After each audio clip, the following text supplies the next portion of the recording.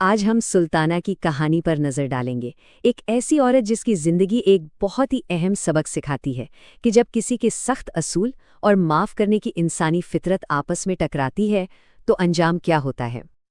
تو چلیں دیکھتے ہیں کہ وہ کون سے فیصلے تھے جنہوں نے سلطانہ کو اس گہرے پچھتاوے تک پہنچایا۔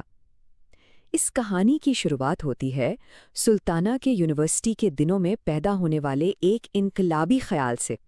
اپنی جوانی میں سلطانہ لاہور کی ایک یونیورسٹی کی طالبہ تھیں، لیکن وہ کوئی عام طالبہ نہیں تھیں، بلکہ وہ اپنے اصولوں اور نظریات پر سختی سے قائم رہنے والی ایک ایسی لڑکی تھی جو اپنے ارد گرد کی دنیا کو بدلنے کا عزم رکھتی تھی۔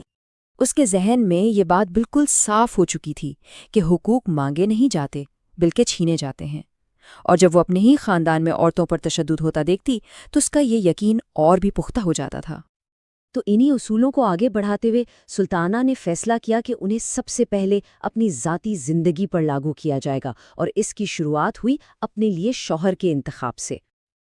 اس نے اپنا راستہ تصادم کا چنا، محبت کو اپنا حق سمجھا، اور جب خاندان نے مخالفت کی تو وہ سیدھا تھانے پہنچ گئی، اپنے ہی بھائیوں کو گرفتار کروا دیا اور خاندان کی مرضی کے خلاف جا کر عرفان سے شادی کر لی۔